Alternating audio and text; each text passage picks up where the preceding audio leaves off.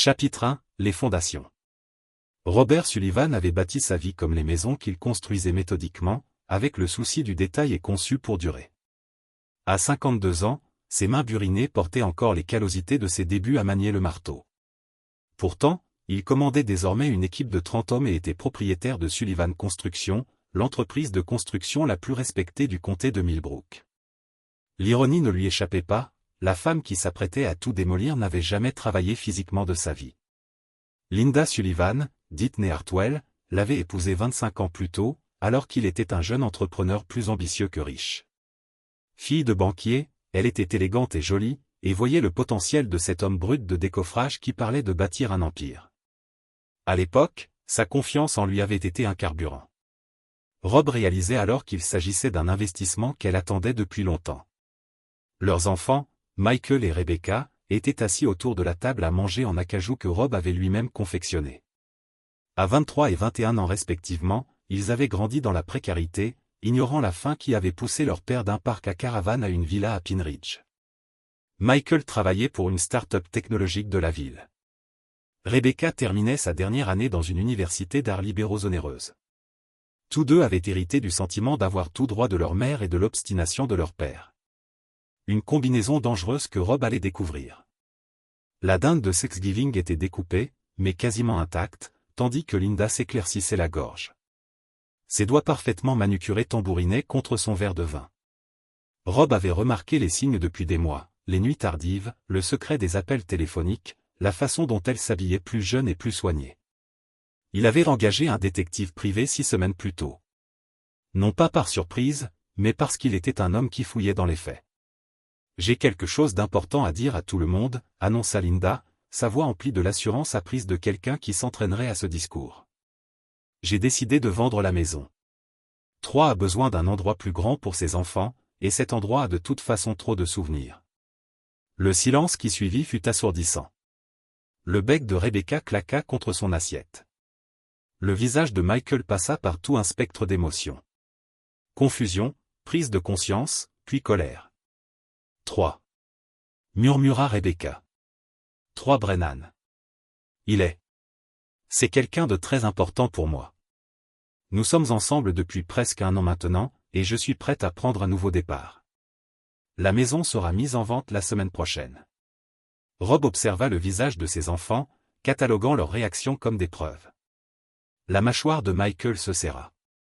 Son fils avait toujours été protecteur de ce qu'il considérait comme son héritage. Rebecca semblait sur le point de pleurer, mais Rob soupçonnait que c'était plus à cause de la perturbation de son univers confortable que de sa loyauté envers lui. « Papa », parvint finalement à dire Michael en regardant son père de l'autre côté de la table. Rob attendait ce moment, s'y préparait. Il se leva lentement, son 1,90 m se déployant avec un calme délibéré. 25 ans de mariage, et Linda n'avait toujours pas appris à déchiffrer les signes avant-coureurs du danger de son mari, lorsqu'il était silencieux. « Excusez-moi », dit-il simplement en se dirigeant vers le couloir. Il revint moins d'1 minute plus tard avec une enveloppe Kraft, du genre de celle utilisée pour les documents juridiques. Linda était en train d'expliquer comment Troy et elle s'éloignaient de plus en plus de leur ancienne vie lorsque Rob déposa l'enveloppe à côté de son assiette. « Puisque nous faisons des annonces », dit-il d'une voix monocorde qui, selon ses équipes de construction, annonçait de sérieux problèmes. La confiance de Linda vacilla lorsqu'elle reconnut l'entête du cabinet d'avocats. Son visage se vida de ses couleurs lorsqu'elle ouvrit l'enveloppe et parcourut la première page. La pièce était silencieuse, à l'exception du tic-tac de l'horloge de parquet qu'elle lui avait offert en cadeau de mariage. « Papier de divorce », murmura Lindo, les documents tremblants dans ses mains. « Déposé ce matin », confirma Rob. « Avec effet immédiat, puisque tu es si impatient d'emménager avec Troy, j'ai pensé contribuer à accélérer la procédure. » Mais Linda continua de lire, et à chaque page, son visage pâlissait. « Rob, tu ne peux pas ? Le contrat de mariage que tu as signé stipule, l'infidélité annule tes droits sur les biens matrimoniaux. Mon avocat m'assure que 3 mois de preuves documentées suffiront amplement au tribunal. » Michael lisait par-dessus l'épaule de sa mère, l'expression changeant.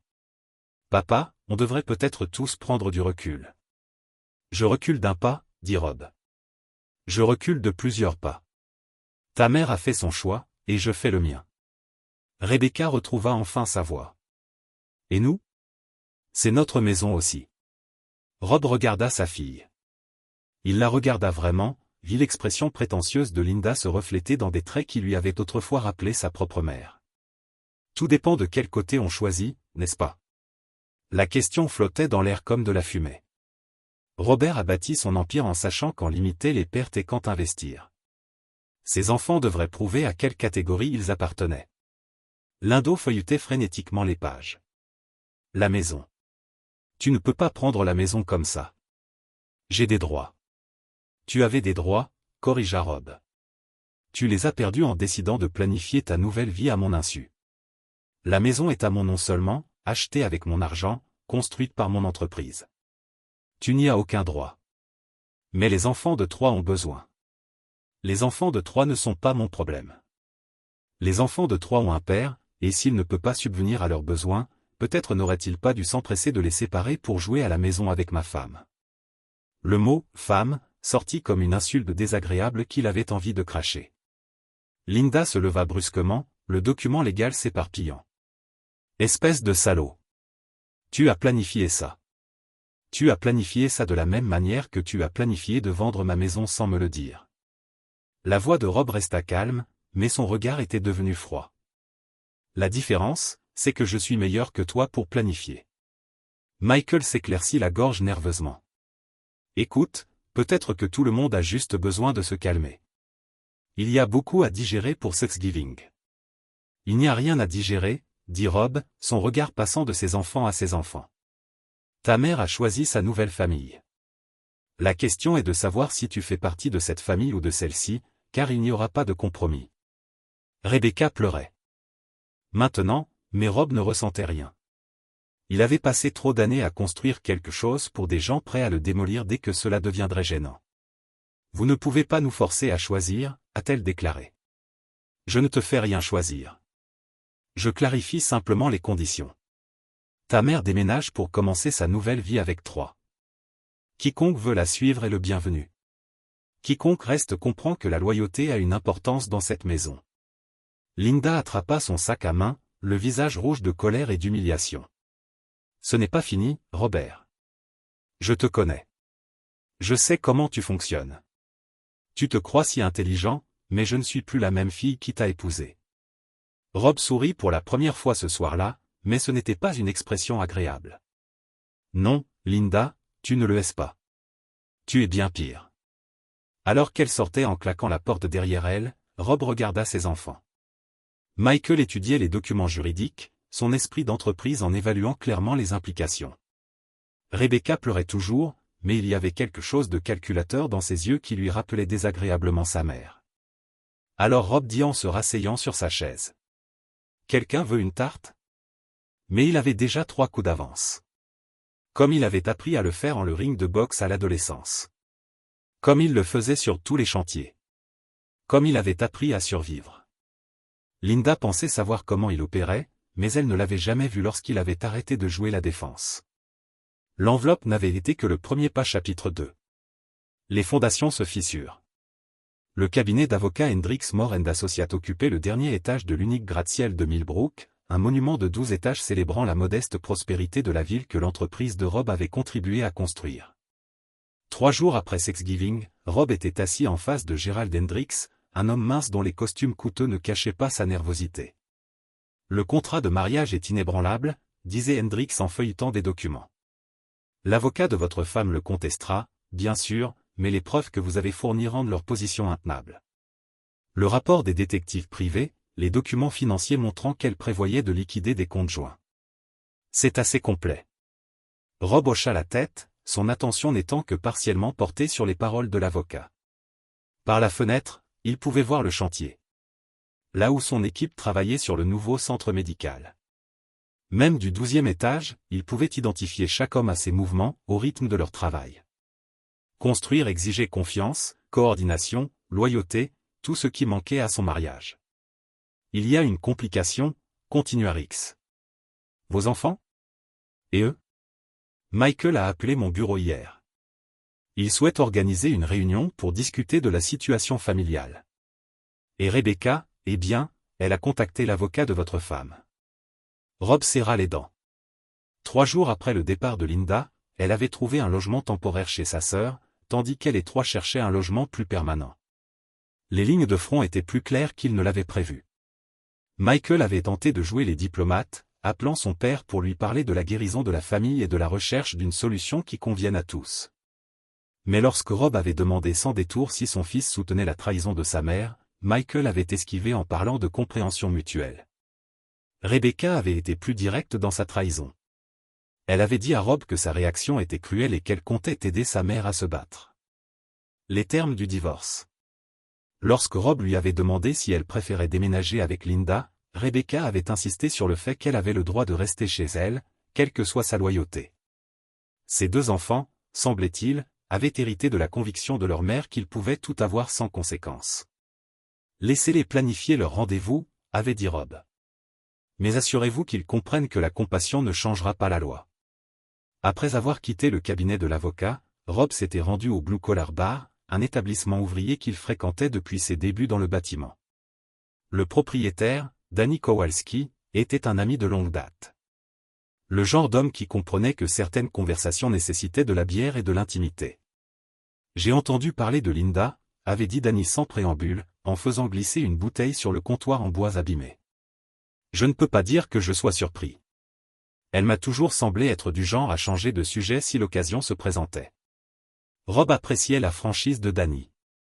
Dans son monde actuel, fait d'avocats et de réunions de famille, l'honnêteté directe était devenue rare. « Que sais-tu de Troy Brennan » demanda Rob. Le visage de Danny s'assombrit. Plus que je ne le souhaiterais. Il rôde en ville depuis environ 2 ans. Il vient du sud, de Géorgie, je crois, et dirige une sorte de cabinet de conseil, mais personne ne semble savoir sur quoi il travaille réellement. Et ses enfants, 2 garçons, peut-être 8 et 10 ans. Son ex-femme, lassée de son regard indiscret, est partie en Californie avec son nouveau mari. Elle a laissé les enfants à Troy, car elle disait que c'était leur problème maintenant. Danny marqua une pause, essuyant un verre. On dit qu'il cherche une femme riche pour l'aider à se remettre sur pied. Il doit en avoir trouvé une. Rob assimila cette information, l'ajoutant à celle découverte par son détective privé. Troy Brennan avait 38 ans, un charmeur. Une façon de séduire les femmes de l'âge de Linda qui se sentaient invisibles. Il conduisait une BMW de leasing, louait un petit appartement à l'autre bout de la ville et avait le don de rajeunir et de rendre les femmes désirées. Il y a autre chose, continua Danny en baissant la voix. Mon neveu Tommy travaille à la banque. Il dit que Troy pose beaucoup de questions sur la valeur de l'immobilier à Pine Ridge, en particulier sur votre maison. L'insinuation frappa Rob comme un coup de massue. Linda ne le quittait pas simplement pour un autre homme. Elle le quittait pour un homme qu'il avait ciblé spécifiquement pour ses biens. La maison que Rob avait conçue et construite de ses propres mains n'était rien d'autre qu'un trophée à conquérir. Ce soir-là, Rob était assis dans son bureau, entouré de photos et de récompenses qui témoignaient de 25 ans de construction d'une vie. Linda avait laissé la plupart de ses affaires derrière elle, affirmant qu'elle les ferait venir plus tard. Mais Rob soupçonnait qu'elle espérait qu'il faiblisse, qu'il propose un compromis pour préserver l'unité de la famille. Elle n'avait jamais compris que pour Rob, la loyauté n'était pas négociable. Le téléphone a sonné. Le numéro de Michael. « Papa, il faut qu'on parle. » dit son fils sans le saluer. Toute cette situation devient incontrôlable. Je suis d'accord. Quand déménages-tu? Quoi? Papa, je ne déménage pas. C'est aussi ma maison. Non, Michael. C'était ta maison quand tu faisais partie de cette famille. Maintenant, tu essaies de jouer sur les 2 tableaux, ce qui signifie que tu n'es sur aucun des 2. Ce n'est pas juste. J'essaie d'aider tout le monde à trouver une solution. Il n'y a qu'une seule solution. Ta mère a choisi de détruire cette famille. Tu peux soit la soutenir, soit la détruire. Ce n'est pas forcément aussi noir ou blanc. C'est exactement aussi noir ou blanc. Tu penses pouvoir rester neutre, garder ta chambre confortable ici tout en soutenant la trahison de ta mère. Ce n'est pas de la loyauté, fiston. C'est de la lâcheté. La ligne resta silencieuse un long moment. Quand Michael reprit la parole, sa voix avait un ton que Rob n'avait jamais entendu auparavant. Tu sais quoi, papa? Peut-être que maman avait raison. Peut-être que tu es impossible à vivre. Alors ne le fais pas. Rob raccrocha et appela immédiatement son avocat. Je veux changer les serrures, dit-il quand Hendrix répondit. Demain. Et je veux que des caméras de sécurité soient installées. Si quelqu'un qui n'habite plus ici veut récupérer ses biens, il peut prendre rendez-vous. Rob, cela peut paraître excessif. Gérald, ma femme envisage de vendre ma maison à mon insu pour financer le train de vie de son nouveau petit ami. Mes enfants pensent pouvoir rester neutres tout en soutenant sa trahison. Plus rien de ce que je ferai à partir de maintenant ne sera excessif. En raccrochant, Rob réalisa que quelque chose avait changé en lui. Pendant 25 ans, il avait construit, aménagé, et essayé de maintenir les choses en place. Maintenant, il allait découvrir ce qui se passait lorsqu'il consacrait toute cette énergie à démolir quelque chose. Linda et trois pensaient jouer à un jeu où ils pouvaient tout avoir. Mais ils avaient commis une erreur cruciale. Ils avaient sous-estimé ce que Rob Sullivan était prêt à faire à ceux qui l'avaient trahi. Et il ne faisait que commencer. Chapitre 3, le prix de la trahison. Le serrurier termina son travail à 7 heures précises, comme Robin l'avait prévu. À 8 heures, l'entreprise de sécurité avait installé des caméras pour couvrir les dégâts. Toutes les entrées de la propriété. Rob se tenait dans sa cuisine, buvant son café et observant les écrans de sa tablette tandis que sa maison transformée se transformait en forteresse. Il n'eut pas à attendre longtemps pour le premier test. Rebecca arriva à 9 heures, s'attendant à entrer comme elle le faisait tous les jours.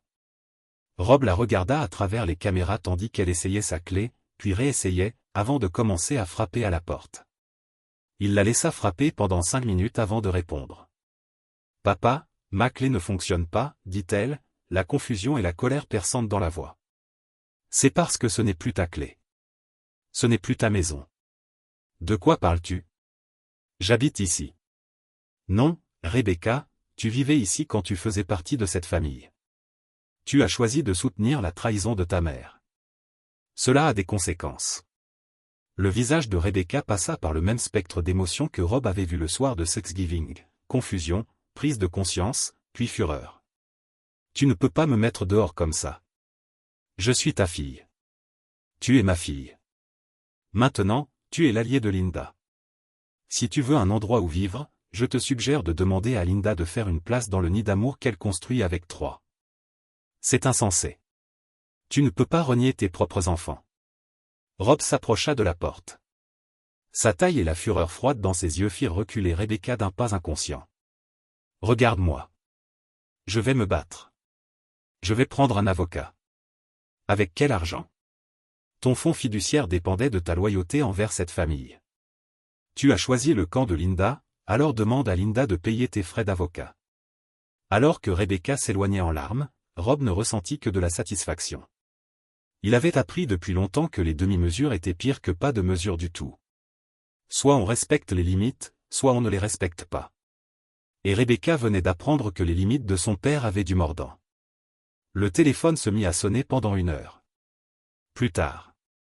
D'abord Linda hurlant qu'il punissait des enfants innocents. Puis Michael exigeant qu'il mette fin à ce fantasme de vengeance insensé. Puis de nouveau Rebecca, cette fois depuis la maison de la sœur de Linda, le suppliant d'être raisonnable. Rob les laissa tous tomber sur la messagerie. À midi, son détective privé, Sam Morrison, appela pour donner des nouvelles. Sam était un ancien policier qui avait quitté la police après 20 ans. Lassé de la politique, mais pas des enquêtes. Il était minutieux, patient et totalement dénué de sentimentalité. Exactement ce dont Rob avait besoin. J'ai plus d'informations sur votre garçon, Troy, dit samedi. Il s'avère qu'il a un sacré passé. C'est la 4e fois qu'il utilise exactement le même stratagème. Expliquez. Il cible les femmes d'âge moyen qui traversent des moments difficiles dans leur mariage. Il leur offre de l'excitation, les rajeunit, puis les isole progressivement de leur réseau de soutien tout en se positionnant pour profiter de leurs biens. Sa première cible était une veuve d'Atlanta. Il l'a convaincue de vendre sa maison et d'investir dans son cabinet de conseil. Elle a tout perdu et a fini en maison de retraite. La deuxième était un divorce. Par exemple, à Savannah, qu'il a convaincu de liquider ses comptes de retraite pour une opportunité commerciale qui ne s'est jamais concrétisée. Rob a senti sa colère se cristalliser en quelque chose de plus dur et de plus utile. Et le troisième, c'est là que ça devient intéressant. Elle s'appelait Patricia Vance. Elle vivait à Augusta, mariée depuis 28 ans lorsque Troy est arrivé. Il a utilisé la même stratégie, l'a convaincue de quitter son mari, de vendre la maison et de prendre un nouveau départ. Mais le mari de Patricia était un homme plus intelligent que Troy ne l'avait imaginé. Que s'est-il passé? Gerald Vance était un procureur fédéral à la retraite. Il a fait ses devoirs, a monté un dossier, et lorsque Troy a essayé d'accéder à l'argent de Patricia, Gerald l'a fait arrêter pour fraude aux personnes âgées et extorsion. Troy a passé 18 mois en prison. Rob a souri pour la première fois depuis des jours. Et Patricia est retournée auprès de son mari après l'arrestation de Troy. Aux dernières nouvelles, ils étaient toujours ensemble.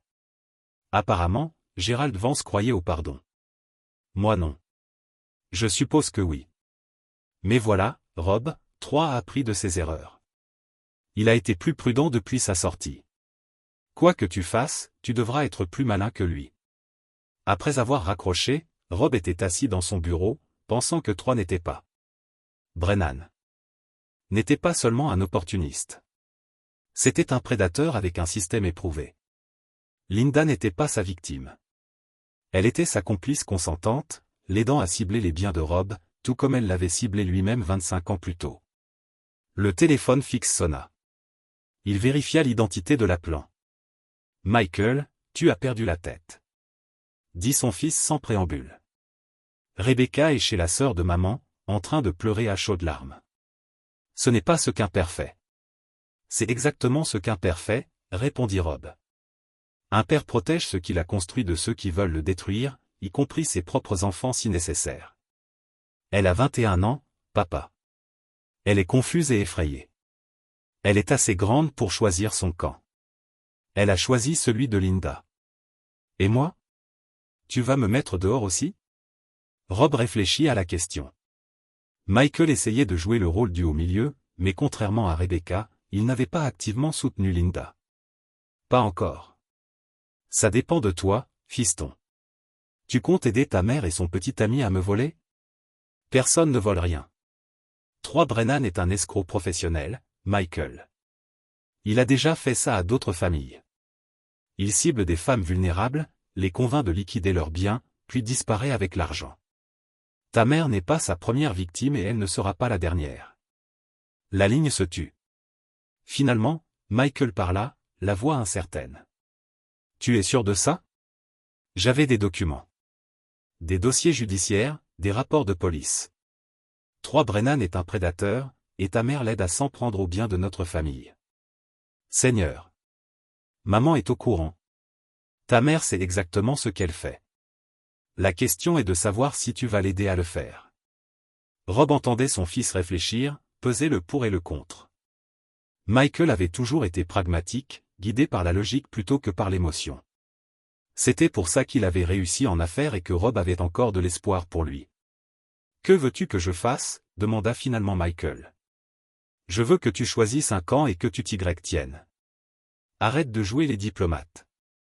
Soit tu fais partie de cette famille, soit tu n'en fais pas partie. Et si je te choisis, tu m'aides à protéger ce que nous avons construit contre ceux qui veulent le détruire. Et si je choisis maman, alors tu déménages avec Rebecca et tu assumes les conséquences de ce choix. » Encore une longue pause. J'ai besoin de temps pour réfléchir. Tu as jusqu'à demain matin. Après ça, je change les codes de sécurité et tu seras également bloqué dehors. En raccrochant, Rob réalisa qu'il se sentait plus léger qu'il ne l'avait été depuis des mois. Pendant trop longtemps, il avait essayé de réparer ce qui était déjà brisé.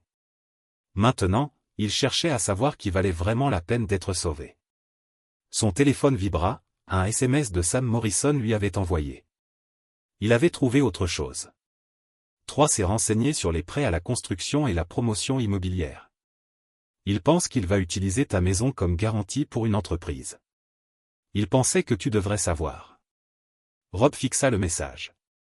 Sa colère se transforma en quelque chose de plus froid et de plus calculateur. Troy ne prévoyait pas seulement de le voler. Il comptait utiliser les biens de Rob comme base de sa prochaine arnaque.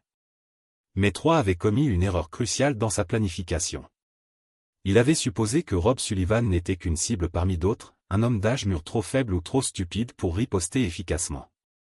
Demain, Troy Brennan allait découvrir à quel point cette supposition était fausse. Et Rob allait en savourer chaque instant. Chapitre 4. Le piège est tendu. Michael avait choisi la loyauté. Il était arrivé à 6 heures du matin avec un café et l'air sombre d'un homme qui avait passé la nuit à reconsidérer tout ce qu'il pensait savoir sur sa famille. Rob était resté éveillé 1 heure à examiner les dossiers que Sam Morrison avait compilés sur le casier judiciaire de Troy Brennan. « J'ai appelé maman hier soir », a dit Michael sans préambule. « Je lui ai demandé des informations sur les antécédents de Troy et elle m'a raccroché au nez, puis m'a rappelé 1 heure plus tard en hurlant que tu m'empoisonnerais contre elle et que Troy n'était pas comme ces autres situations. » Michael s'assit lourdement sur la chaise de la cuisine. Elle savait, papa. Elle savait exactement qui il était. Rob hocha la tête. Il s'y attendait. Linda avait toujours été trop intelligente pour être une victime innocente. Quoi d'autre? Rebecca ne me parle pas. Elle dit que je privilégie l'argent à la famille. Mais elle a tort. Je privilégie la famille à un escroc qui projette de te voler tout ce pour quoi tu as travaillé. C'était la première fois depuis des jours que Rob ressentait une véritable fierté pour l'un de ses enfants.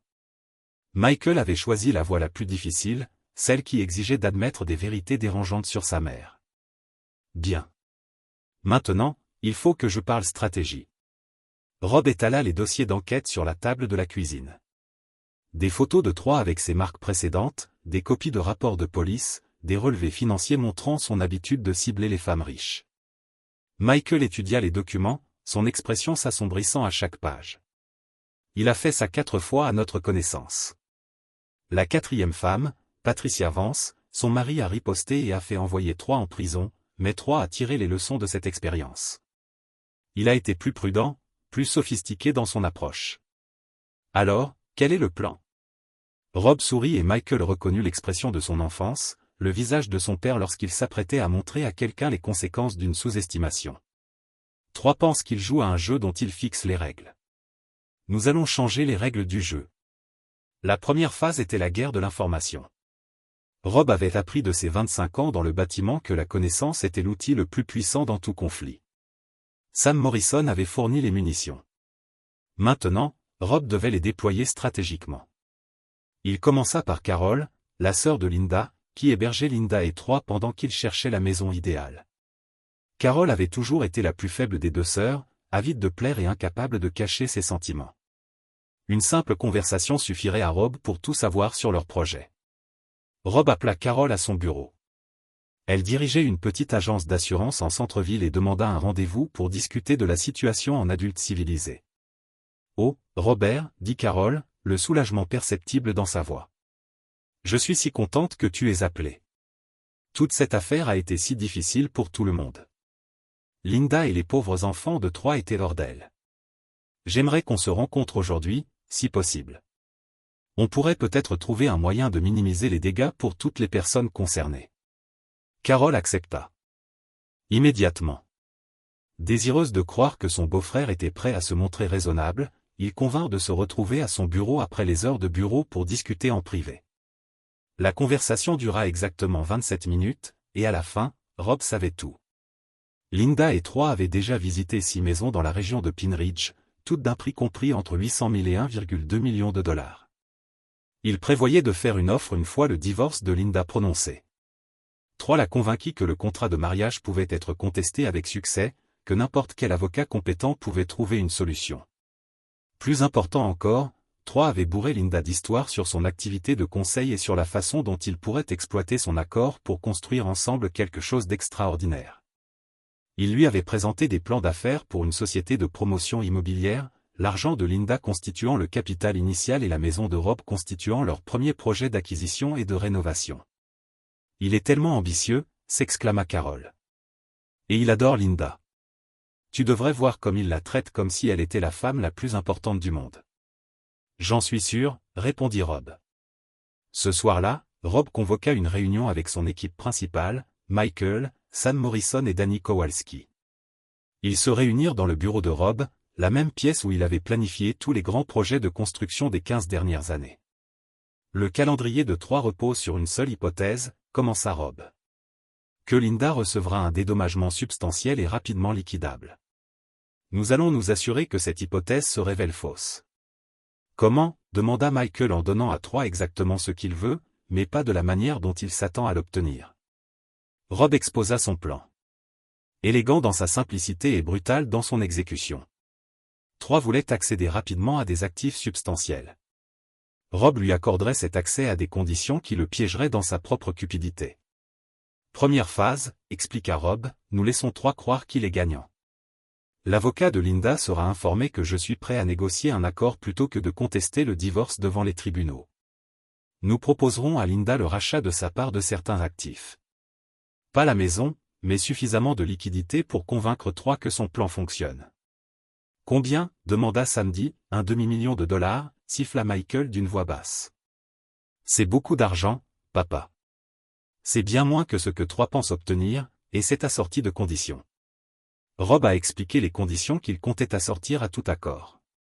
L'argent serait conservé sous séquestre, obligeant Linda à respecter des conditions spécifiques concernant la divulgation des actifs et les réclamations futures. Plus important encore, l'accord comprendrait une clause obligeant Linda à fournir des documents sur l'utilisation des fonds. Troy ne pourra pas accéder directement à l'argent, poursuivit Rob. Et si Linda l'utilise à d'autres fins que ses propres dépenses légitimes, l'accord est annulé et je récupère l'argent. À condition que Troy ne la convainque pas simplement de violer les conditions. Danny a souligné qu'il la convaincra de violer les conditions. C'est ce qu'il fait. Et quand il le fera, j'aurai des motifs de poursuite pénale pour vol, fraude et complot. Troy Brennan a déjà fait de la prison. Il n'y retournera pas, et si ça ne marche pas, demanda Michael. Le sourire de Rob devint froid. Alors on passe à la phase 2. Il n'en dit pas plus, mais Sam Morrison hocha la tête en signe d'approbation.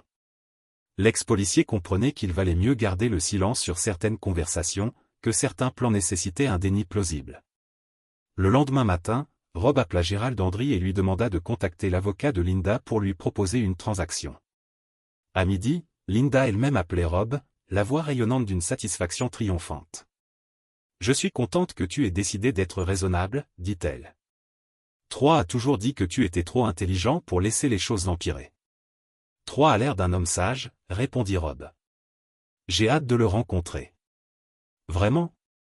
Parce qu'il adorerait te rencontrer aussi. Il dit qu'il pense que vous vous entendriez plutôt bien dans d'autres circonstances. Rob faillit rire. L'assurance de Troy était époustouflante. L'homme pensait vraiment pouvoir s'attirer les bonnes grâces de Rob tout en lui volant ses biens. Pourquoi ne viendriez-vous pas tous les deux à la maison demain soir? Rob suggéra, on pourrait discuter des détails de l'accord comme des adultes civilisés. Linda accepta avec empressement, s'imaginant probablement qu'elle allait assister à la capitulation de son mari. Rob raccrocha et appela immédiatement Sam Morrison. Demain soir, ils viennent ici. Je veux un enregistrement audio et vidéo complet de tout ce qui se passe. Légal? Non, mais nécessaire. Alors que Rob se préparait à la confrontation, il repensa à une chose que son père lui avait dite 30 ans plus tôt, alors qu'il débutait dans le bâtiment. Mon fils, certains pensent qu'être civilisé signifie être faible. Ces gens-là sont toujours surpris quand la civilisation leur montre les dents. Troy Brennan allait recevoir une introduction très instructive à la conception de la civilisation de Rob Sullivan.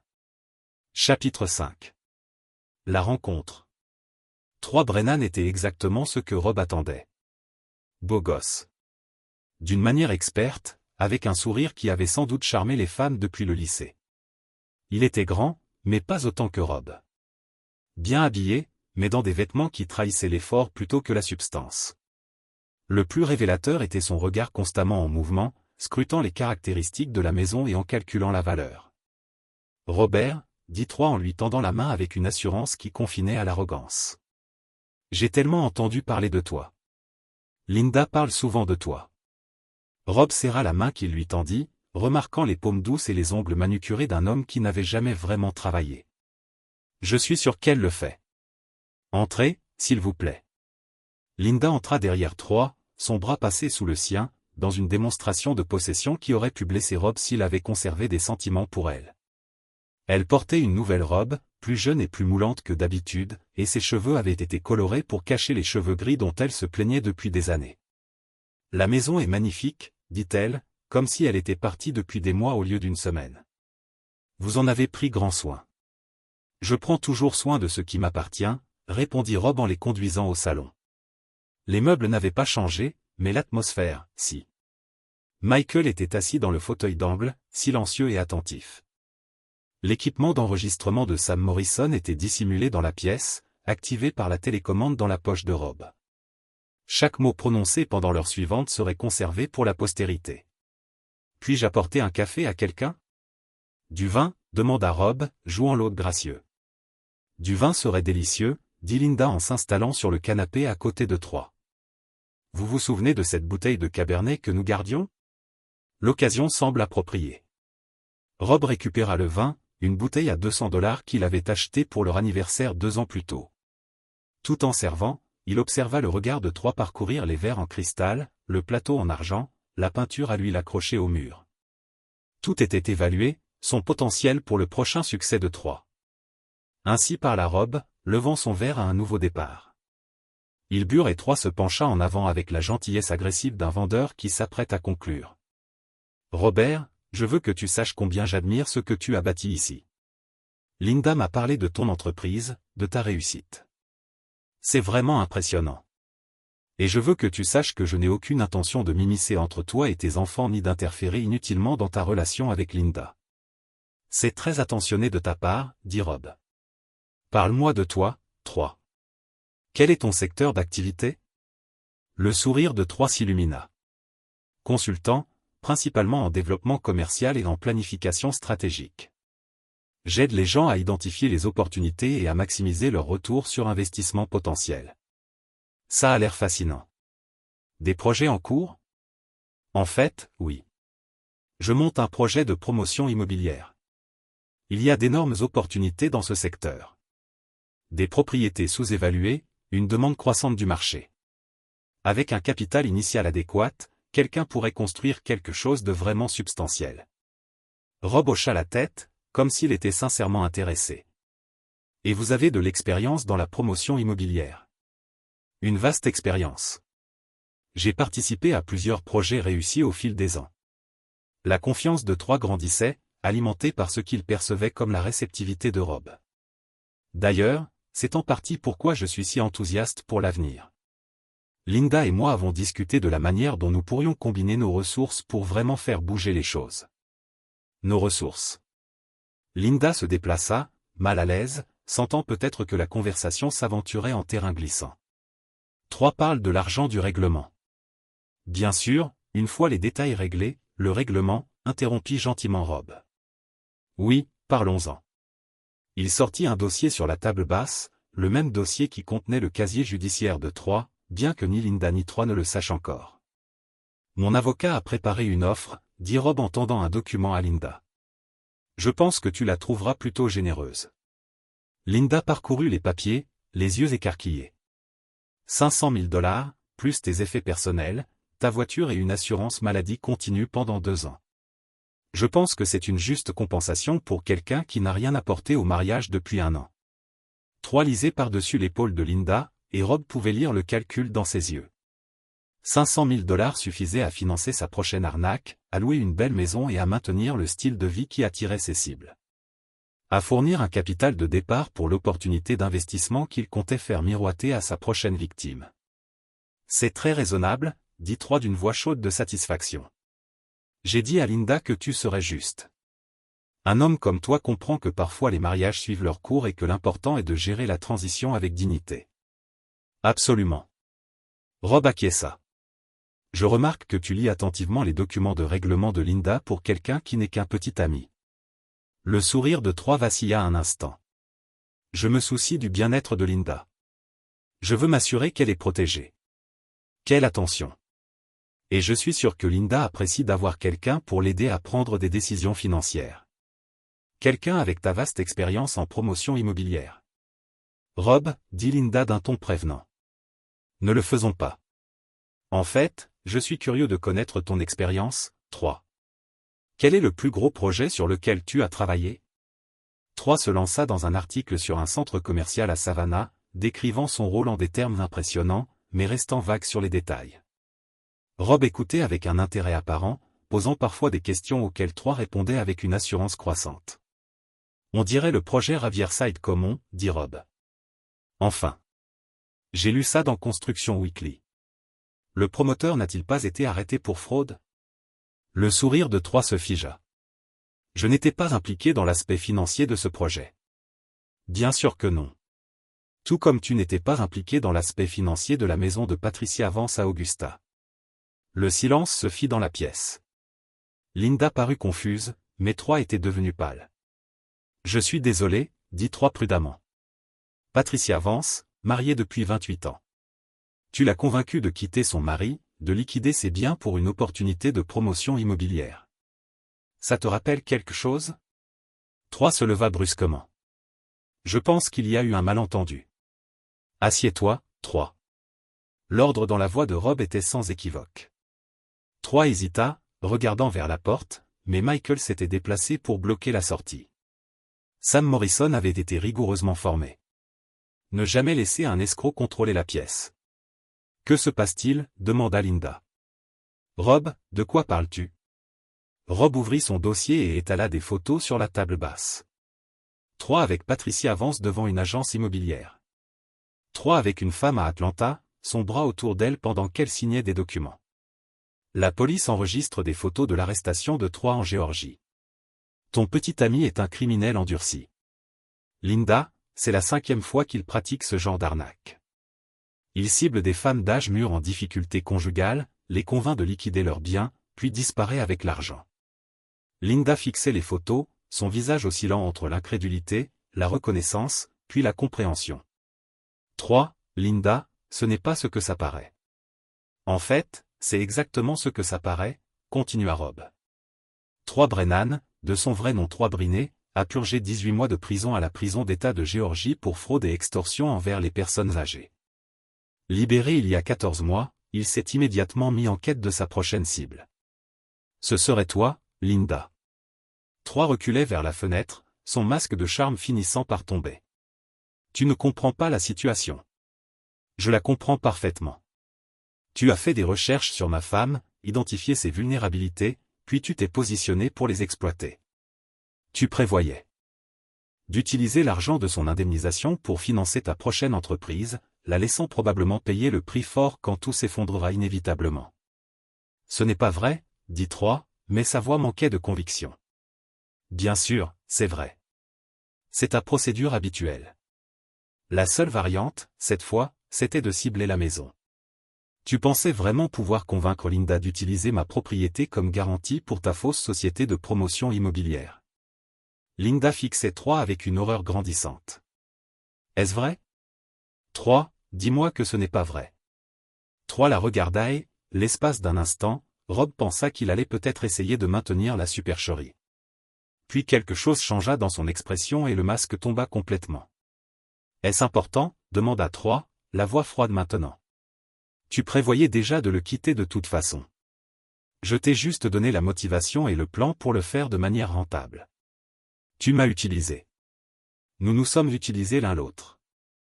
Tu voulais sortir de ton mariage ennuyeux avec ton mari ennuyeux. Je t'ai fourni une stratégie de sortie. Le fait que cela m'aurait été bénéfique aussi ne change rien au fait que tu étais un participant volontaire. Rob observa le visage de sa femme lorsqu'elle comprit la vérité, non seulement sur Troy, mais sur elle-même. Elle avait tellement voulu croire à sa grande histoire d'amour qu'elle avait ignoré chaque signe avant-coureur, chaque incohérence du récit de Troy. Sors d'ici, murmura-t-elle. Linda, sors. Troy regarda autour de lui, se demandant peut-être s'il pouvait encore sauver quelque chose des décombres. Mais il était en infériorité numérique, débordé et dépassé. Avec un dernier regard de pur haine adressé à Rob, il se dirigea vers la porte. Ce n'est pas fini, dit-il. Rob sourit. Si. Alors que Troy partait en claquant la porte derrière lui, Linda s'effondra sur le canapé, le visage entre les mains. L'espace d'un instant, Rob ressentit quelque chose qui aurait pu être de la sympathie pour la femme qu'il avait aimée. Puis il se souvint de l'enveloppe et ce sentiment passa. L'offre d'arrangement est retirée, dit-il doucement. Tu as choisi Troy plutôt que ta famille. Maintenant, tu peux vivre avec les conséquences de ce choix. Linda leva les yeux vers lui, le mascara maculant ses joues. S'il te plaît. Je ne savais pas. Tu ne voulais pas savoir. Il y a une différence. Alors que Linda partait, n'emportant rien d'autre que son sac à main et son humiliation, Rob ressentit la satisfaction du travail bien fait. La première phase était terminée. Mais Brennan avait commis une erreur dans ses mots d'adieu. Il avait laissé entendre que ce n'était pas fini, ce qui signifiait qu'il pensait encore comme un prédateur. Il était temps de passer à la phase 2. Chapitre 6. La chasse aux chasseurs. Brennan commit sa première erreur 12 heures après avoir quitté la maison de Rob. Sam Morrison appela à 7 heures du matin pour annoncer la nouvelle. Votre fils a tenté de s'introduire chez la sœur de Linda hier soir. Carol l'a surpris en train de fouiller son bureau à la recherche de documents financiers. Elle appela la police. Rob sourit en se servant son café du matin. Accusation déposée. Tentative de cambriolage. Il est en détention provisoire jusqu'à son audience cet après-midi. Caution fixée à $50 000. Et Linda, apparemment, avait dit aux policiers qu'elle ne l'avait jamais vu de sa vie. L'ironie était parfaite. Face à la réalité de la nature criminelle de Linda avait fait exactement ce que Rob attendait, l'abandonner dès qu'il avait perdu toute utilité. Cherchant désespérément à sauver quelque chose de son escroquerie ratée, avait commis l'erreur d'amateur de tenter de voler ce qu'il ne pouvait obtenir par manipulation. Où est Linda maintenant? Toujours chez Carol, mais on dit qu'elle cherche un autre endroit où loger. Carol ne veut plus d'elle. Pas après ce qui s'est passé. Rob raccrocha et appela Michael. Envie d'un road trip. Où? À Augusta, en Géorgie. Je veux parler à Patricia Vance. Le trajet jusqu'à Augusta dura 4 heures, ce qui laissa à Rob le temps d'expliquer sa stratégie à Michael. Patricia Vance était la 3e victime de celle dont le mari avait résisté avec succès. Si quelqu'un comprenait les méthodes et la psychologie de c'était bien elle. Ils trouvèrent Patricia en train de travailler dans son jardin derrière une maison modeste mais bien entretenue, dans une rue arborée. C'était une belle femme d'une 60aine d'années, avec cette élégance pratique qui témoignait d'une vie vécue à sa façon. Lorsque Rob se présenta et expliqua la raison de sa venue, son expression passa de la lassitude à la compréhension. Brennan, dit-elle en retirant ses gants de jardinage. Je n'ai pas entendu ce nom depuis 2 ans. J'espérais ne plus jamais l'entendre. Il s'en est pris à ma femme, expliqua Rob. J'ai réussi à le démasquer avant qu'il ne touche de l'argent, mais il n'a pas fini d'essayer. Patricia fit un geste vers des chaises sur sa véranda. Du café. Tandis qu'elle préparait les boissons, Patricia raconta son histoire. Était entré dans sa vie pendant une période difficile. Son mariage avec Gérald avait été mis à rude épreuve par sa retraite et son propre sentiment d'invisibilité. La rendait à nouveau attirante et pleine de vie. Il l'avait convaincue qu'elle méritait mieux qu'une vie ennuyeuse avec un homme ennuyeux. Le pire, c'est qu'une partie de cela était réelle. Patricia dit, j'étais malheureuse. Gérald et moi nous étions éloignés. N'a pas créé ses sentiments. Il les a juste exploités. Comment t'a-t-il convaincu de partir? Lentement. D'abord, il a semé le doute sur l'engagement de Gérald envers moi. Puis, il a suggéré que je méritais une chance de vivre ma vie avant qu'il ne soit trop tard. Enfin, il a présenté ce business plan élaboré pour un projet de promotion immobilière qui me donnerait l'indépendance financière et un nouveau départ. Les parallèles avec la situation de Linda étaient exacts. La stratégie de n'avait pas changé. Qu'est-ce qui vous a empêché d'aller jusqu'au bout?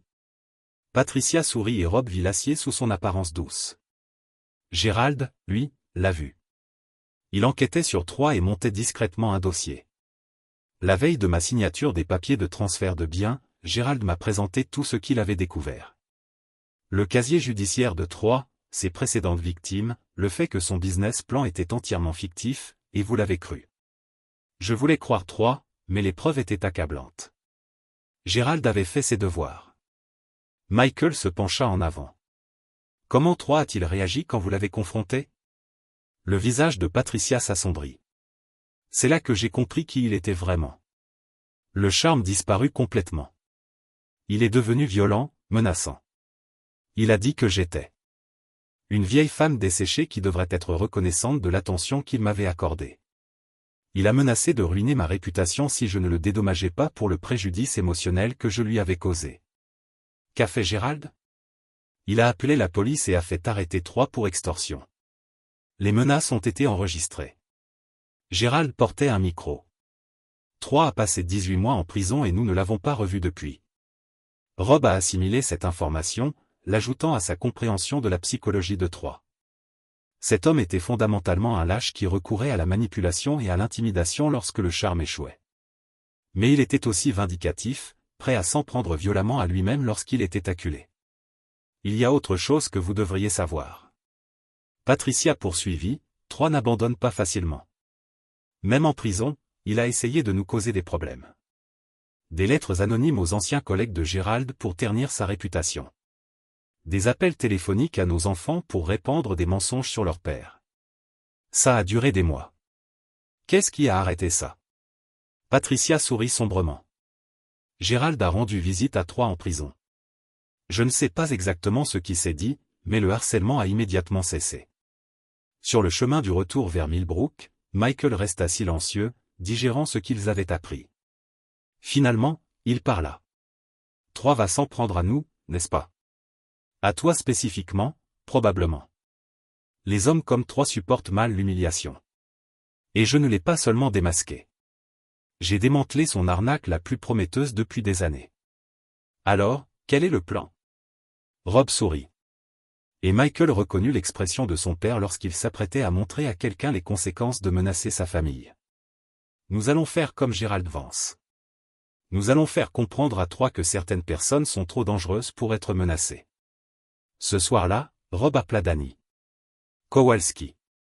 Il faut que je t'emprunte quelques amis. Danny comprit immédiatement. Le bar à col bleu était plus qu'un simple débit de boisson. C'était un lieu de rencontre pour des hommes qui avaient passé leur vie à travailler dur et qui comprenaient que parfois les problèmes nécessitaient des solutions physiques. Quel genre d'amis? Ceux qui comprennent que la famille d'un homme est sacrée. Ceux qui n'aiment pas les tyrans qui ciblent les femmes. Combien d'amis? Assez pour faire bonne impression. Danny resta silencieux un instant. Ça pourrait se compliquer. Rob 3 Brennan gagne sa vie en détruisant des familles depuis 5 ans. Il va continuer jusqu'à ce qu'on l'arrête définitivement. La justice a eu sa chance. Il a purgé 18 mois et est retourné à ses anciennes habitudes. Parfois, la loi ne suffit pas. Et si quelque chose tourne mal, rien ne va mal tourner. On va juste discuter avec 3 de ses projets de carrière. Danny rit, d'un rire sans humour. Je vais passer quelques coups de fil. Le lendemain matin, Sam Morrison annonça que 3 avaient été libérés sous caution. Il avait été remis en liberté sous caution. Un agent de cautionnement avec ordre de rester dans le comté en attendant son procès. Plus important encore, il posait des questions sur les affaires de Rob, ses habitudes quotidiennes, la sécurité de son domicile. Il prépare quelque chose, prévint samedi. La question est de savoir s'il s'agit d'une nouvelle tentative pour l'argent ou d'une affaire plus personnelle. Laisse-le préparer, dit Rob.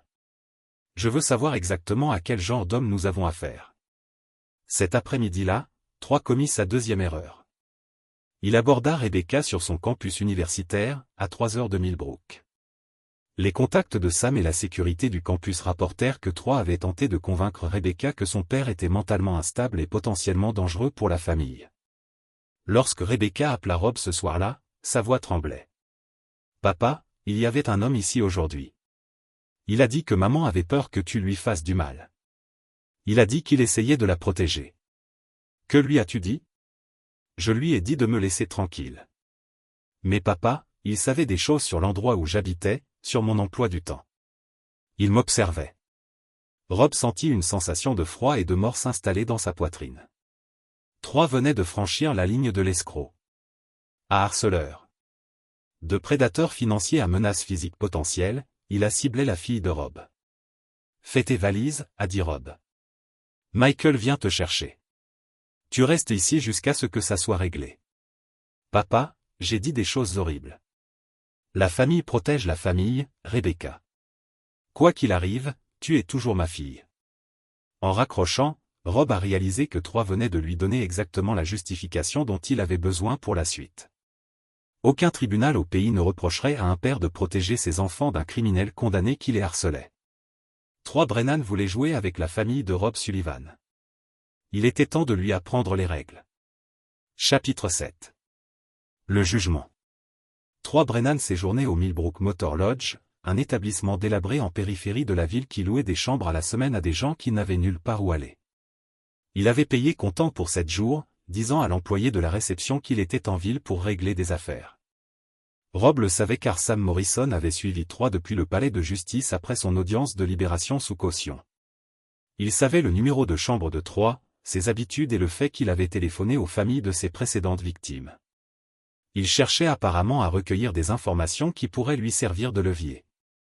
Ce que 3 ignorait, c'est que Rob et 5 amis de Danny étaient assis dans une camionnette sur le parking du motel, attendant son retour de sa soirée au bar en bas de la rue. « Tu es sûr de ça, Rob ?» demanda Tommy Kowalski, le neveu de Danny et vétéran de 3 missions en Afghanistan. Une fois là-bas, impossible de revenir en arrière. Je suis sûr que Rob a regardé sa montre. 23h47. 3 serait bientôt de retour. Sam observait depuis le bar et enverrait un SMS à son départ. Le plan était simple. 3 retournerait dans sa chambre où il trouverait 6 hommes qui l'attendaient pour discuter de ses projets. La conversation serait brève, directe et définitive. 3 comprendrait que son séjour à Millbrook était terminé et que tout contact futur avec la famille de Rob aurait de graves conséquences. Le téléphone de Rob buste. Le texto de Sam arrive. 2 minutes. Les hommes se déplaçaient avec l'efficacité de ceux qui avaient déjà fait ce genre de travail. Danny avait bien choisi ses amis. Des ouvriers du bâtiment, des mécaniciens, des hommes qui comprenaient que parfois les problèmes exigeaient des solutions pratiques. Ils se postèrent devant la chambre de 3, attendant. 3 arriva précisément à l'heure prévue, la marche chancelante après sa soirée arrosée. Il tâtonnait avec sa clé lorsque Rob sortit de l'ombre. « Salut, 3. » 3 se retourna, son visage alternant entre la surprise, la peur, puis une colère calculatrice. « Qu'est-ce que tu fais là? Il faut qu'on parle. » « Je n'ai rien à te dire. »« C'est bon. Je vais parler. » Rob fit un geste et les autres hommes sortirent de leur position. 3 se retrouva entouré de 6 hommes costauds et sérieux sur le parking d'un motel à minuit. La réalité de sa situation devint évidente. « C'est illégal, » dit 3, la voix tendue par la peur. « Tu ne peux pas, juste ne peux pas quoi? Avoir une conversation? Je croyais que tu aimais les conversations, 3. Tu en as eu. Avec ma fille, ma femme, ma famille. Ce soir, c'est mon tour. » Rob fit un signe de tête vers la porte. « Ouvre. » Les mains de 3 tremblèrent lorsqu'il déverrouilla la porte. La chambre de motel était exactement comme Rob l'avait imaginé. Des meubles bon marché, une odeur de cigarette et de désespoir, et des preuves du désespoir grandissant de 3 éparpillées sur chaque surface. Des documents financiers, des photos de la maison de Rob, un carnet rempli d'observations sur sa famille et ses habitudes. Sur la petite table, un ordinateur portable affichait des recherches Google sur le droit de la propriété, les litiges successoraux et les signalements de violences conjugales. « Tu prépares quelque chose, 3 ? Je ne vois pas de quoi tu parles. » Rob prit le carnet et feuilleta des pages de notes manuscrites.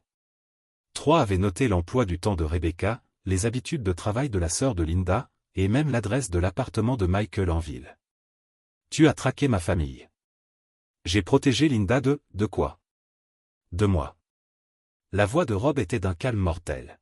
« Tu as convaincu ma femme de trahir sa famille, tu as essayé de voler mes biens, et maintenant tu menaces mes enfants. De quoi penses-tu que je dois être protégé, exactement? » Tommy Kowalski s'est rapproché de 3. Son allure militaire était indéniable. « Tu sais ce qu'on a fait à des types comme toi à l'étranger? Des types qui ciblaient les familles. » 3 s'est retrouvé dos au mur. Son charme et sa confiance en lui ont complètement disparu. « Écoute, tout ça n'est qu'un malentendu. Je n'ai jamais voulu dire ça. Tu le pensais vraiment. » Rob l'interrompit. « C'est ton truc, 3. Tu détruis des familles. Mais tu as commis une erreur cruciale. » Quoi? Tu pensais que j'étais comme tes autres victimes. Faible, confiant, prêt à te laisser partir d'une simple tape sur les doigts. Rob sortit son téléphone et passa un enregistrement. La voix de 3 de la veille, parlant à quelqu'un au téléphone pour donner une leçon à ce salaud arrogant et lui faire payer pour m'avoir humilié. Sam Morrison a documenté tes activités avec une grande minutie. Appel, réunion, projet. Tu construis un dossier contre toi, 3. Tu bluffes. Rob sourit. Vraiment? Tu as essayé de t'introduire chez Carole. Maison. Tu harcèles ma fille. Tu as proféré des menaces par téléphone. Tu es un criminel condamné en liberté sous caution, violant les conditions de ta libération. Comment crois-tu que ça va se passer au tribunal? 3 perdit soudain courage, les épaules s'affaissant en réalisant le piège dans lequel il était tombé. Que veux-tu? Je veux que tu partes ce soir. De Millbrook, de ce comté, de cet état. Je veux que tu disparaisses si complètement que ma famille n'ait plus jamais à penser à toi. Et si je ne le fais pas, demain matin, la police aura des copies de tout ce que Sam a enregistré. Ta caution est révoquée. Tu retournes en prison. Et cette fois, les accusations incluent harcèlement et violation d'une ordonnance restrictive que j'aurais déposée avant midi.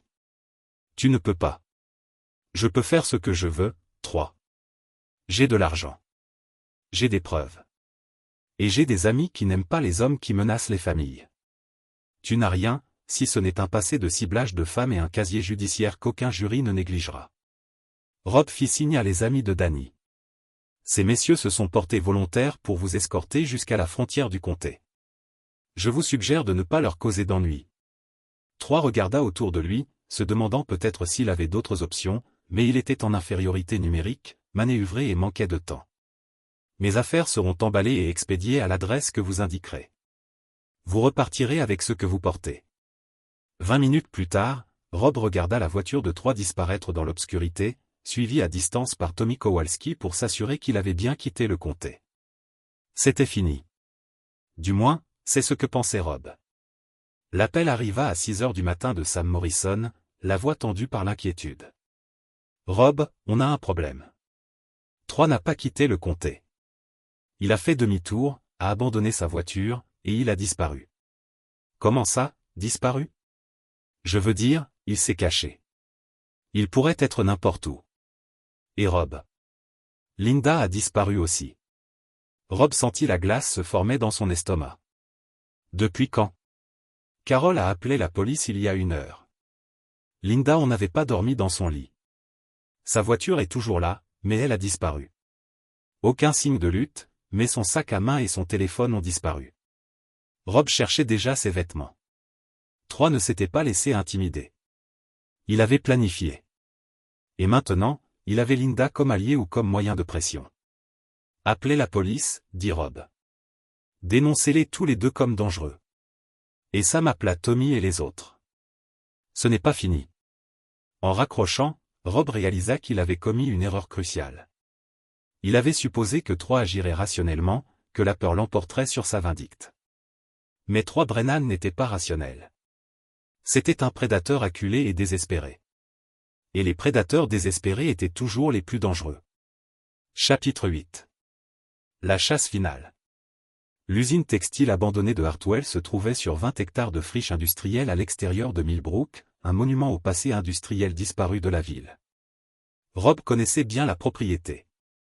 Son entreprise avait été engagée 5 ans auparavant pour évaluer sa démolition potentielle, avant que le projet ne soit abandonné pour des raisons environnementales. C'était exactement le genre d'endroit qu'un homme désespéré choisirait pour une confrontation finale. Sam Morrison y avait trouvé la voiture de Linda à l'aube, cachée derrière le bâtiment principal. Les caméras de sécurité d'une aire de repos voisine avaient filmé 3, forçant Linda à monter dans un pick-up volé sous la menace d'une arme 6 heures plus tôt. La police avait été prévenue, mais le shérif Bradley avait clairement indiqué que ses 2 adjoints et une poignée d'agents à temps partiel n'étaient pas équipés pour une prise d'otage impliquant un ex-détenu armé. La police d'État envoie un négociateur, dit le shérif Bradley à Rob alors qu'il se tenait sur le parking. En gravier de Mills. Je devrais être là dans 2 heures. Dans 2 heures, 3 pourraient être dans un autre état, répondit Rob. Ou Linda pourrait être morte. Rob, je comprends que tu sois inquiet, mais nous avons des protocoles. Vos protocoles vont entraîner la mort de ma femme. C'était la première fois que Rob appelait Linda sa femme depuis plus d'1 semaine, et les mots lui semblaient étranges. Mais quoi qu'elle ait fait, malgré leur divorce, elle restait la mère de ses enfants, et elle, je ne méritais pas ce que 3 avait prévu, grésilla la radio du shérif Bradley. Un de ses adjoints avait trouvé une brèche dans la clôture du moulin. Des traces de pas fraîches menant au bâtiment principal. Il est là, dit doucement Sam Morrison. La question est de savoir s'il compte négocier ou faire une déclaration. Rob étudia l'imposante structure en briques, cataloguant mentalement ce dont il se souvenait de sa précédente inspection. 5 étages, plusieurs entrées, des dizaines de pièces et de couloirs. Parfait pour se cacher. Terrible pour une recherche coordonnée. Et les téléphones, demanda Rob. Troy a-t-il essayé de contacter quelqu'un? Rien pour l'instant, mais j'ai son numéro sur écoute. S'il appelle, nous le saurons immédiatement. Le téléphone de Rob a sonné. Numéro inconnu. Rob Sullivan. Bonjour, Robert. La voix de Troy était calme, presque amicale. Je pense qu'il est temps que nous terminions notre conversation. Où est Linda? Elle est en sécurité pour l'instant, mais sa sécurité dépend de votre coopération. Que voulez-vous? Eh bien, j'ai toujours voulu. Que me devez-vous pour avoir détruit ma vie? Rob fit un geste vers Sam, qui remontait déjà l'appel. Je ne te dois rien, Troy. Tu es un escroc qui s'est fait prendre. Ce n'est pas ma faute, n'est-ce pas? Tu as dû jouer les héros, n'est-ce pas? Tu as dû me dénoncer, m'humilier, détruire ma relation avec Linda.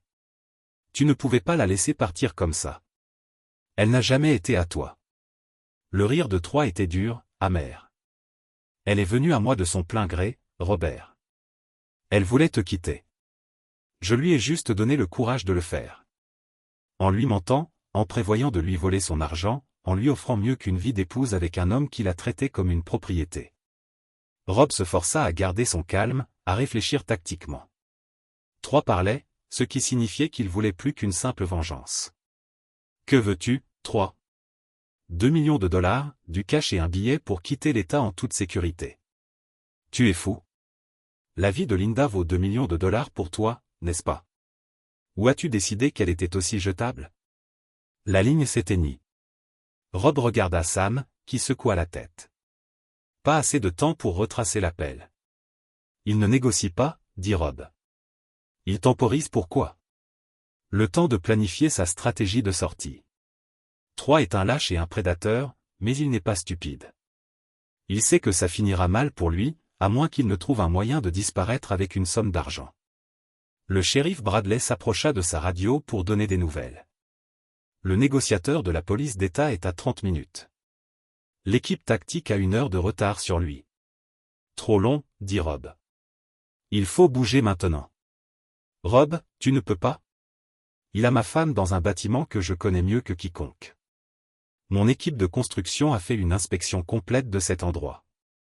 Je connais chaque entrée, chaque sortie, chaque faiblesse structurelle. C'est trop dangereux.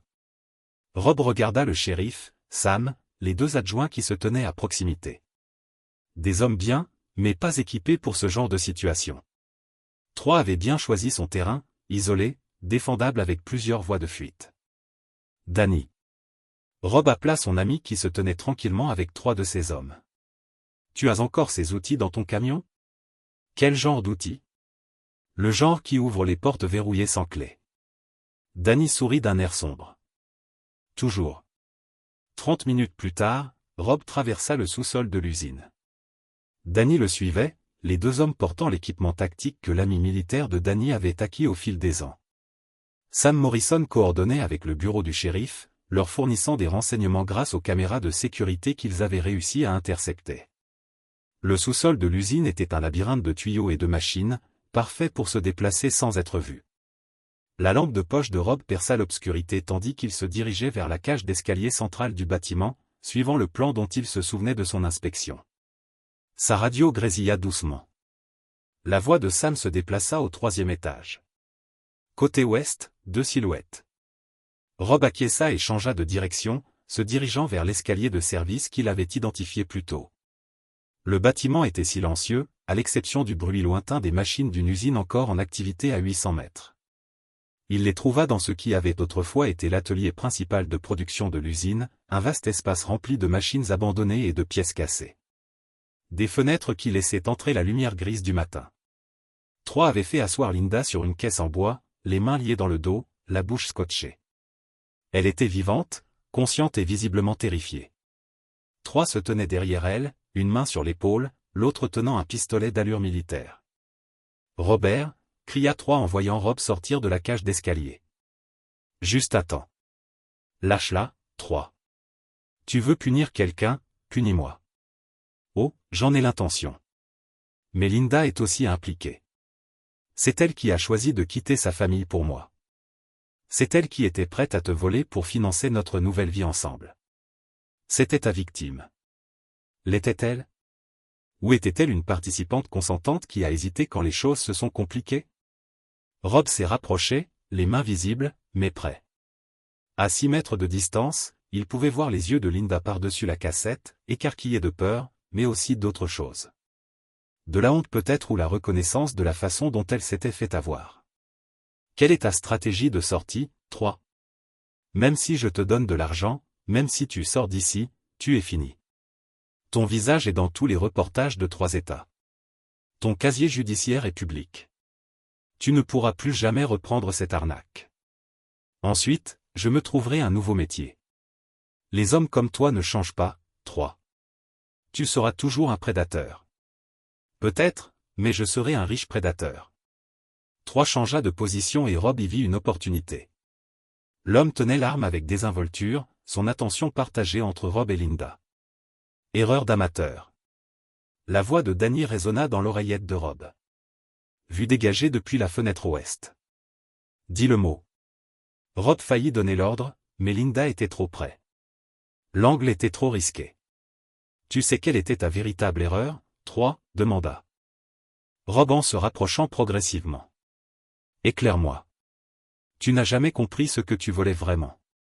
Tu pensais qu'il s'agissait d'argent, de biens, mais tu volais quelque chose de bien plus précieux, la confiance, la famille, ces choses qui ne peuvent être remplacées une fois brisées. 3 serra l'arme plus fort. Épargne-moi ce sentiment. Robert, tu veux récupérer ta femme. Vire 2 millions de dollars sur le numéro de compte que je vais te donner. Je n'ai pas 2 millions de dollars en liquidité. Alors liquide quelque chose, vends ta précieuse maison, hypothèque ton entreprise, prouve que ta famille compte vraiment pour toi. Rob sourit et 3 dut lire quelque chose dans son expression qui lui déplut, car il recula d'un pas. Tu sais ce qui est drôle, 3? Tu as tout à fait raison. La famille compte beaucoup pour moi. Elle est tout pour moi. C'est pourquoi je vais m'assurer que tu ne menaces plus jamais une autre famille. 3 commença à réagir, mais le tir de Danny depuis la fenêtre ouest le toucha à l'épaule, le faisant pivoter loin de Linda et projetant l'arme sur le sol en béton. Rob était en mouvement avant que 3 ne touche le sol, parcourant la distance en quelques secondes. L'escroc était blessé, mais toujours conscient, se tenant l'épaule et jurant. C'est fini, 3. Va au diable. Rob s'agenouilla près de Linda, lui coupant les os et retirant le ruban adhésif de sa bouche. Elle haleta, les larmes coulant sur son visage. Rob, je suis désolé. Je suis tellement désolé. Je n'ai jamais voulu. Garde ça pour plus tard, dit Rob, sans la moindre méchanceté. Tu es blessé? Elle secoua la tête et Rob l'aida à se relever tandis que les sirènes hurlaient au loin. La police d'État était enfin arrivée, accompagnée de secouristes et d'une puissance de feu suffisante pour gérer n'importe quelle situation. Tandis qu'ils emmenaient 3 sur une civière, le regard de l'homme se posa une dernière fois sur Rob. Ce n'est pas de la justice, dit 3. C'est de la vengeance. Rob hocha la tête. Parfois, c'est la même chose. Chapitre 9. De nouvelles fondations. 6 mois plus tard, Rob était assis dans son bureau, examinant les derniers papiers du divorce. Linda avait accepté les conditions initiales de l'accord. Pas de propriété, pas de soutien financier, juste assez d'argent pour repartir à zéro. Elle avait accepté un emploi à Charlotte, travaillant pour l'entreprise de marketing d'un ami, essayant de reconstruire sa vie loin du désastre qu'elle avait créé à Millbrook. 3 Brennan purgeait une peine de 10 ans de prison pour enlèvement, agression avec arme mortelle et violation de sa liberté conditionnelle. Lors de son procès, 3 autres victimes étaient venues. En avant, des femmes d'autres États qui avaient eu trop honte de dénoncer ces crimes. 3 serait un vieil homme avant de retrouver la liberté. Rebecca était rentrée chez elle après avoir obtenu son diplôme universitaire. Humiliée par son expérience et déterminée à renouer avec son père, elle travaillait désormais pour Sullivan Construction, apprenant le métier de A à Z, prouvant qu'elle comprenait l'importance de gagner plutôt que d'hériter. Michael avait été promu chef de projet. Sa loyauté pendant la crise lui avait valu la confiance totale de Rob. Père et fils travaillent désormais ensemble au quotidien pour planifier l'avenir de l'entreprise et l'héritage familial. La sonnette retentit, interrompant les pensées de Rob. Il ouvrit la porte et trouva Patricia Vance et son mari Gérald, tous deux souriant chaleureusement. « Nous étions de passage pour rendre visite à notre fille à Raleigh, expliqua Patricia. J'ai pensé qu'on pourrait s'arrêter pour voir comment vous alliez. » Rob les invita à entrer, reconnaissant de leur compagnie. Autour d'un café, Patricia et Gérald parlèrent de leur vie, de la façon dont ils avaient mis leur expérience avec 3 à profit pour aider d'autres familles victimes d'escrocs, et de l'évolution de leur mariage. J'ai grandi grâce à cette épreuve. Le pire, c'est que des hommes comme 3 s'attaquent aux vrais problèmes. Patricia a déclaré, Gérald et moi avions des difficultés. J'étais malheureuse. 3 n'a pas créé ces sentiments. Il les a simplement exploités. Mais nous avons appris quelque chose d'important, ajouta Gérald. Le mariage n'est pas une question de perfection. Il s'agit de se choisir chaque jour malgré les difficultés. Rob hocha la tête en pensant à Linda. Sa trahison avait été dévastatrice. Mais elle avait aussi révélé quelque chose de crucial. Leur mariage avait été bâti sur la commodité plutôt que sur l'engagement, le confort plutôt que l'amour. « Regrettes-tu la fin ?» demanda Patricia doucement. « Non, » dit Rob, surpris par la certitude de sa réponse. Linda a fait son choix en choisissant 3 plutôt que sa famille. Je me suis juste assuré qu'elle en assume les conséquences. Et vos enfants, eux, ont appris quelque chose de précieux sur la loyauté, sur la différence entre pardonner et accepter. Rebecca comprend maintenant que les actes ont des conséquences. Michael n'a jamais oublié. Après le départ des Vance, Rob a traversé sa maison, la voyant sous un nouveau jour. Le silence qui lui avait semblé vide était désormais paisible. Les espaces que Linda avait occupés se remplissaient de nouveaux souvenirs. Dîner de famille avec ses enfants, réunion d'affaires avec son équipe, soirée tranquille où il pouvait réfléchir et planifier sans la tension sous-jacente qui avait marqué son mariage. Son téléphone sonna. La voix de Rebecca, excitée et fière. « Papa, il faut que tu vois le projet Riverside. On a terminé les fondations ce matin et c'est parfait. » « Absolument parfait. » Rob sourit. « J'arrive tout de suite. » En parcourant les rues familières de Millbrook, Rob repensa aux événements de l'année écoulée. Il apprit que certains choisiraient toujours la facilité plutôt que la bonne, que la loyauté était plus rare et plus précieuse qu'ils ne l'imaginaient, et que parfois, détruire ce qui est brisé était le seul moyen de construire quelque chose de plus solide. 3 Brennan avait tenté de voler plus que de l'argent. Il avait tenté de voler les fondations de la vie de Rob, mais les fondations, bien construites, sont conçues pour résister à tous les assauts. Rob avait passé 25 ans à bâtir sa vie sur ce qu'il croyait être un terrain solide, pour finalement découvrir que ce n'était que du sable mouvant. Mais maintenant, pour la première fois depuis des années, il bâtissait sur le roc. La loyauté, l'intégrité et la conviction que certaines choses valaient la peine d'être défendues, quel qu'en soit le prix. Sur le chantier, Rebecca attendait avec le reste de l'équipe, son casque légèrement relevé, son sourire éclatant. Avec accomplissement. Elle avait gagné sa place ici, prouvé qu'elle était digne du nom Sullivan. « Regarde ça, papa, » dit-elle en désignant les fondations parfaitement planes. « Ça va. Durer éternellement. » Rob passa un bras autour des épaules de sa fille et regarda ce qu'ils avaient construit ensemble. Pas seulement du béton et de l'acier, mais de la confiance, du respect, et le genre de lien qui pouvait survivre à toutes les tempêtes. Oui, il l'avait dit. Certains hommes passaient leur vie à bâtir des châteaux sur le sable, se demandant pourquoi tout ce qu'ils touchaient finissait par s'effondrer. Rob Sullivan avait appris la dure vérité, pour des fondations durables, il fallait du roc, et le roc ne se trouvait qu'après avoir éliminé tout ce qui était mou et faux. Il avait perdu une femme et gagné une famille. Il avait perdu ses illusions et retrouvé son intégrité. Finalement, c'était un échange qu'il referait sans hésiter. Les fondations étaient solides maintenant. Quoi qu'il advienne, ce serait pour durer. Et voilà. Une autre histoire se termine.